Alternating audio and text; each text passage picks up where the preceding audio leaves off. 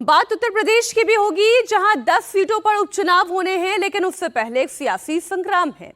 UP BJP में patch up पर और अखिलेश यादव के ब्राह्मण कार्ड पर। सवाल यह है कि क्या वाकई सीएम योगी ने अपने दोनों डिप्यूटीज के साथ पैचअप कर लिया है? अगर पैचअप हुआ है तो ये किसने कराया? अखिलेश यादव का ब्राह्मण कार्ड क्या है और क्या वाकई उन्होंने पीडीए को दरकिनार कर दिया और बुआ के पुराने वाले फॉर्मूले को उठा लिया? और क्या बीजेपी ने अखिलेश यादव की पीडीए की काट ढूंढ ली है? और यूपी विधानसभा के मॉनसून सत्र में आखिर हंगामा क्यों हुआ? खबरें बहुत सारी उत्तर प्रदेश से भी। किस किस कानून पर मुहर लगने की संभावना, सब आपको बताऊंगी, लेकिन बात सबसे पहले होगी अखिलेश यादव के पीडीए के बाद ब्राह्मण कार्ड की। यूपी विधानसभा की तस्वीर आज कुछ बदली हुई नजर आई। अखिलेश यादव अब कन्नौज से सांसद बन गए हैं, इसलिए उन्होंने विधायक पद से इस्तीफा दे दिया है और नेता प्रतिपक्ष का पद खाली करना पड़ा। अखिलेश यादव के सामने चुनौती थी कि वो अपनी जगह नेता प्रतिपक्ष किसे बनाए। रेस में उनके चाचा शिवपाल यादव, दलित नेता इंद्रजीत सरोज आगे थे, लेकिन अखिलेश यादव ने अपना दांव पूर्वांचल के ब्राह्मण चेहरे माता प्रसाद पांडे पर लगा दिया। माता प्रसाद पांडे यूपी विधानसभा में नेता बन गए। सीएम योगी ने भी आज नेता प्रतिपक्ष माता प्रसाद पांडे का वेलकम किया, उन्हें बधाई दी। लेकिन अखिलेश यादव के माता प्रसाद पांडे को नेता प्रतिपक्ष बनाए जाने के दाव पर सियासत भी शुरू हुई है। अब इसे अखिलेश यादव का ब्राह्मण कार्ड के तौर पर देखा जा रहा है। लोकसभा चुनाव में पिछड़ों और दलितों को लुभाने के बाद अब अखिलेश यादव सवर्णों को अपनी तरफ खींचने की कोशिश में हैं। इसलिए उन्होंने यूपी विधानसभा के दो बार स्पीकर रहे माता प्रसाद पांडे को नेता प्रतिपक्ष बना दिया ताकि ब्राह्मण वोट बैंक को भी साधा जा सके। लेकिन इसे लेकर अखिलेश अब विरोधियों के निशाने पर आ गए हैं।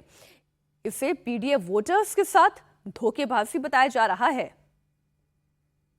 श्री अखिलेश यादव जी की असलियत जनता के सामने आ गई है। पीडीए मतलब बहुत बड़ा धोखा है और हम आदरणीय माता प्रसाद पांडे जी का व्यक्तिगत तौर से बहुत सम्मान करते हैं। वो नेता प्रतिपक्ष बने हैं, उनको बधाई भी देते हैं, लेकिन श्री अखिलेश यादव जी का असली चेहरा सामने अभी जो फीडबैक आ रहे हैं उसमें जो तथाकथित पीडीए के नाम पर गुमराह करके लोकसभा चुनाव में वोट लिए हैं, उस वर्ग से आने वाले नेता बहुत मायूस हैं। बड़े सपने संजोए हुए थे, चाचा भी सपने संजोए हुए थे, और जो वरिष्ठ नेता थे ओबीसी एससी वर्ग के, वह भी बहुत इच्छा मन में लेकर के बैठे हुए थे, लेकिन अखिलेश यादव जी ने पीठ में छुरा भोंक दिया।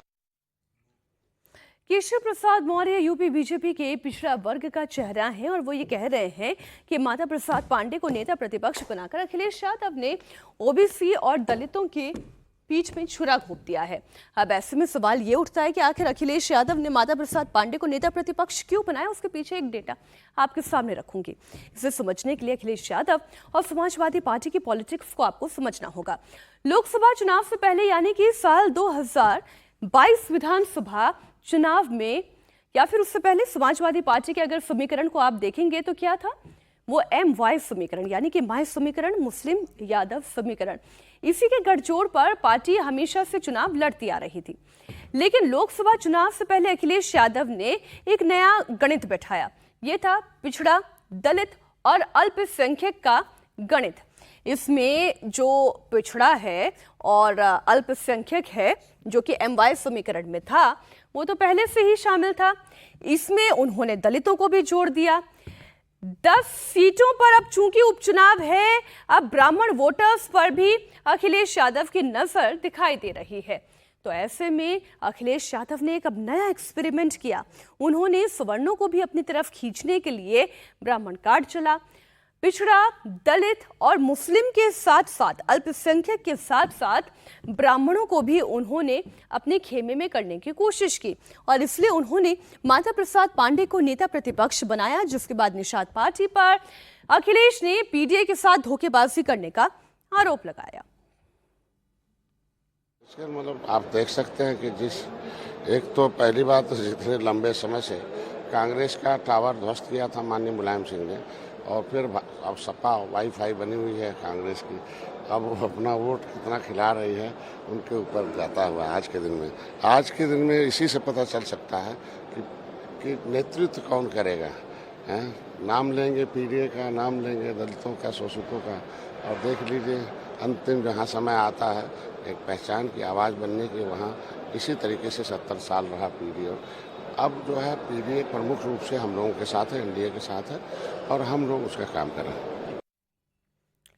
निषाद पार्टी के अध्यक्ष और यूपी के मंत्री संजय निषाद कह रहे हैं अखिलेश यादव ने पिछड़ों के साथ धोखा किया है क्योंकि उन्होंने किसी पिछड़े और दलित की जगह ब्राह्मण को नेता प्रतिपक्ष बना दिया।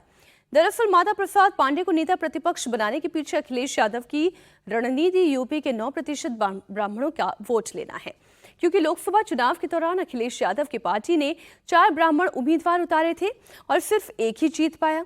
क्योंकि ब्राह्मण वोटर्स को बीजेपी का कोर वोटर माना जाता है, इसलिए अब अखिलेश बीजेपी के वोट बैंक में सेंध लगाना चाहते हैं। 2024 का है वो झूठ की बुनियाद का विपक्ष ने इलेक्शन लड़ा है। उन्होंने संविधान का झूठ बोला और राहुल गांधी ने टकाटक जो 8,500 हर महीने महिलाओं को जाएगा उसका झूठ बोला, लोगों को भ्रमित किया और जीते। माता प्रसाद पांडे को नेता प्रतिपक्ष बनाए जाने के बाद अखिलेश यादव केवल बीजेपी और निषाद पार्टी ही नहीं बल्कि मायावती के निशाने पर हैं।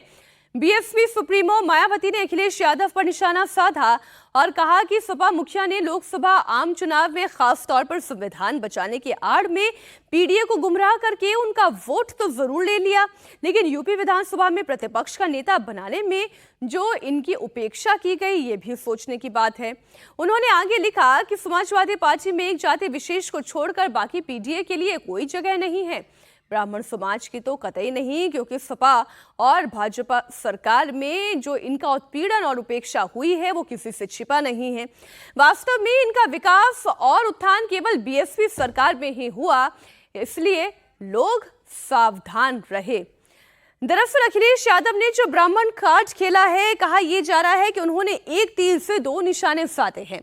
बीजेपी के कोर वोट बैंक में सेंध लगाने का काम तो किया ही है, तो वहीं बुआ की सोशल इंजीनियरिंग को भी छीनने के लिए जुगत लगा दी है। ये बात मैं इसलिए कह रही हूं, उसके पीछे भी कारण है। मायावती ने साल 2004 में ब्राह्मण नेता सतीश चंद्र मिश्र की बीएसपी में एंट्री कराई। बीएसपी में उन्हें छूट दी गई। सतीश चंद्र मिश्रा ने जगह जगह ब्राह्मण सम्मेलन किया और ब्राह्मण वोट बीएसपी के पक्ष में शिफ्ट किया। नतीजा ये हुआ कि 2007 में मायावती को प्रचंड बहुमत मिला, क्योंकि दलित और मुस्लिम के साथ साथ ब्राह्मण वोट भी मायावती को मिले। लेकिन 2014 के बाद से एक बार फिर ब्राह्मण वोट बीजेपी की ओर शिफ्ट हो गया। इसके बाद बीजेपी को 2017 और 22 में यूपी में बहुमत मिल गया। अब अखिलेश यादव की नजर मायावती की इसी सोशल इंजीनियरिंग पर है।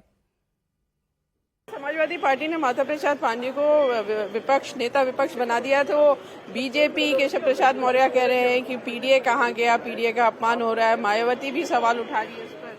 अगर इतना ही ज्यादा केशव प्रसाद मौर्य को दर्द है तो आज जो आरक्षक का चोरी हो रही है इनकी सरकार में, और जो इनकी सुनी नहीं जा रही है, 3-4 दिन से दिल्ली में बैठे हुए हैं, इनको बैठने की जगह नहीं दी जा रही है मंत्रिमंडल में।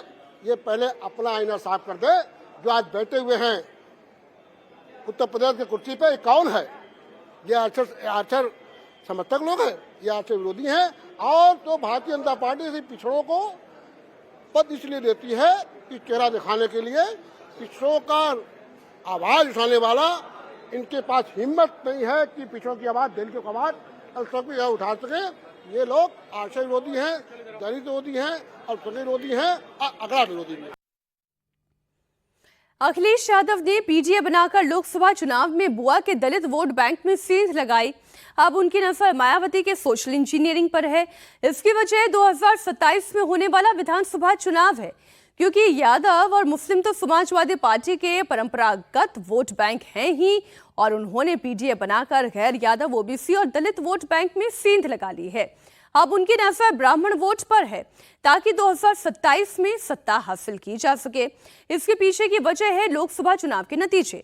यूपी में लोकसभा की जिन 80 सीटों पर जंग लड़ी गई, उनमें से 11 ब्राह्मण जीते हैं। सबसे ज्यादा बीजेपी से 8 ब्राह्मण सांसद चुने गए।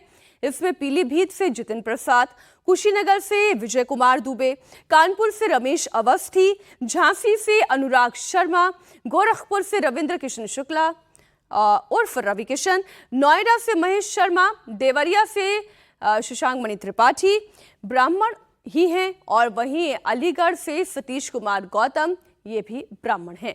वहीं समाजवादी पार्टी के टिकट पर बलिया से सनातन पांडे की जीत हुई तो कांग्रेस के टिकट पर रायबरेली से राहुल गांधी और अमेठी से किशोरी लाल शर्मा जीते हैं। अगर स्ट्राइक रेट की भी बात करें तो बीजेपी ने 13 ब्राह्मणों को टिकट दिया था और उनमें से 8 उम्मीदवार जीते थे, जिनके नाम अभी मैंने आपके सामने रखे। यानी कि स्ट्राइक रेट कितना रहा? 62% का। समाजवादी पार्टी ने 4 कैंडिडेट उतारे और केवल 1 जीता, यानी कि स्ट्राइक रेट 25% का रहा। और कांग्रेस के 4 ब्राह्मण उम्मीदवार मैदान में थे, 2 जीते, यानी कि 50% का स्ट्राइक रेट था।